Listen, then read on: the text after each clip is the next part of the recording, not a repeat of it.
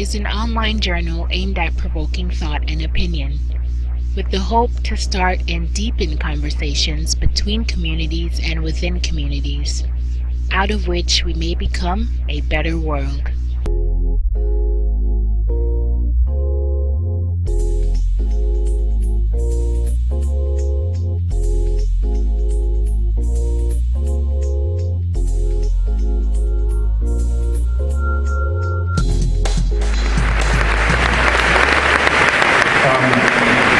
It's available at fine bookstores everywhere, but I think there are some copies here tonight. I'll show you the chapter I have on the book, great book, Zen at War, which describes the relationship between Zen Buddhism and Japanese emperor and god worship and imperialism and the hell that begins when the sleep of reason brings forth monsters of that kind. Now, I suppose you could say that the book of Genesis that describes the Garden of Eden is a Christian book. It's considered by Christians, it's a Jewish book, to have anticipated everything they need to know. There were some early Christians who thought that Christianity would do better by cutting off the Old Testament books instead of taking them on. I think they were probably wise to think of that. But to say that it's voluntary to be born into a garden where the boss talks to you all the time and tells you what you may and may not do and specifically warns you against using your own curiosity about furthering your knowledge and says that's the sin that's equivalent to death is voluntary of a kind, I suppose you could possibly say. But it doesn't satisfy any definition of which I'm aware that is that of free will. Christianity does not say that the Son of God, having been crucified, will be seen again in 3 days. It's in 3 days that he was claimed by some, no one authoritative, to have been seen again. What he is quoted as having said is that he would return with the kingdom of God in the lifetime of his disciples. And this has led to an enormous number of stories from the wandering Jew onward that have to prove that someone will always stay alive till the end of time, so that prophecy, so not vindicated, so absolutely crucially and pathetically disproven, can't be finally disproved. That's why the wandering Jew still walks, because someone has to be alive who was at Calvary, lest the most vain and foolish and sad prophecy ever made be shown to be what it is, as all other religions are, covered in the obvious, self-evident, for anyone to notice, fingerprints of the absolutely man-made. It's all man-made, and it shows. Thank you.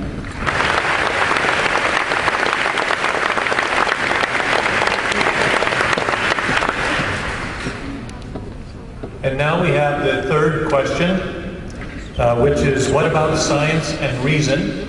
Oh dear, well, I'm not ready.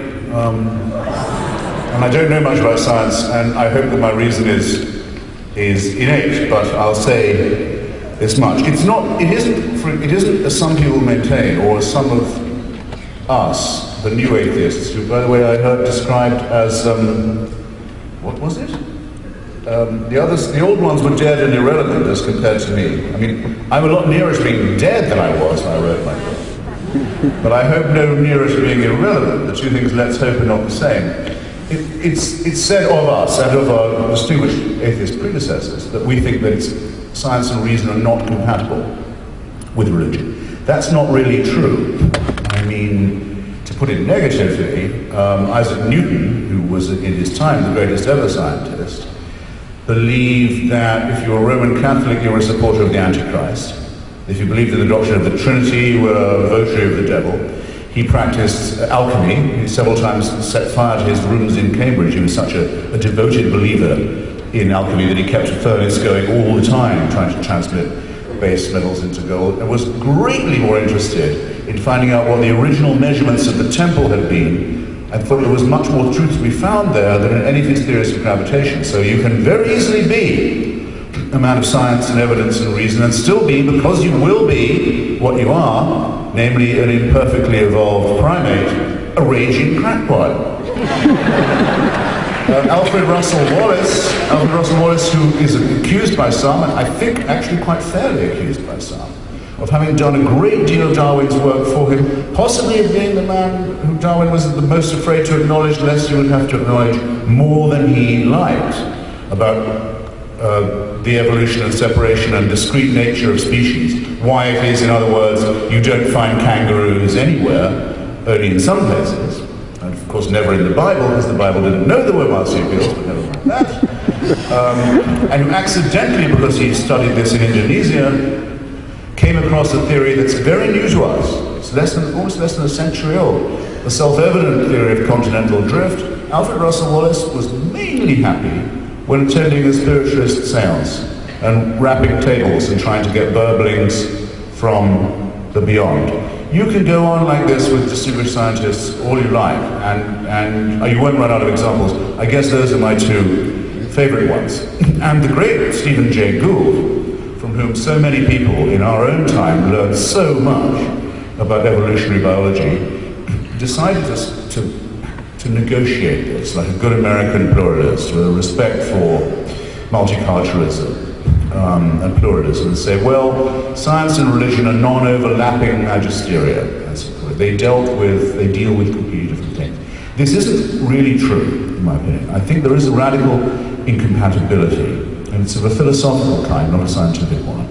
You either believe that you are here because of the operations of evolution by randomness and natural selection, combination of the two. That it makes not much more sense to ask, why are we here, than to ask, why are cats here, or why are falcons here? Or you believe that we are in some sense not just the products of, as Dinesh has, I think not very plausibly argued, design, but also the objects of design.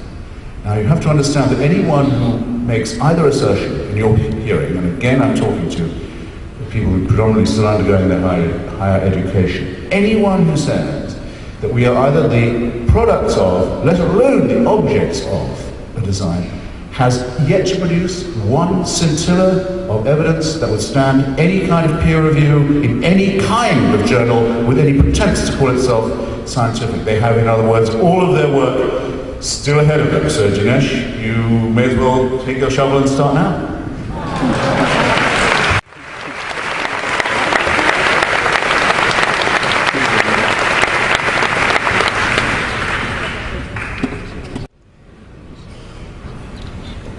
I think if you are trying to address the issue of design, there is a foolish way to go about it that becomes a kind of straw man for atheist rebuttal. To see what I'm getting at, it would be a little bit like this. If you were trying to figure out who wrote Hamlet, I would make an argument from design and say, look, Hamlet has a plot. It's got a narrative, it's got complexity, it shows all the signatures of design. I may not know who wrote it, but someone wrote it. Christopher Hitchens says, no, we don't need to infer a designer, even though we have a plot. In fact, let's do like Hamlet. Let's look around the castle in Denmark. In fact, let's search all of Denmark and say, wait a minute, we don't see William Shakespeare. Therefore, he must not exist. All we see is the characters in the play. Well, the point is, God is a cause of the universe in the same way that the author is the cause of a book. You can infer the existence of the author from the plot and complexity of the book, but you're not going to find the author in the book unless he chooses to write himself into the plot. So what I'm getting at here is design can be inferred at two different levels. Now, let me say a little bit of a word about science and take a different tack here, because very often when we talk about science, Christians get attacked for making the argument that is called the God of the gaps. In other words, you find things that are unexplained. The original cell and its complexity, consciousness, morality. And in a sense, the atheist goes, well, you find something that science hasn't explained, a gap, and you attribute that to God. And for the atheist, the gap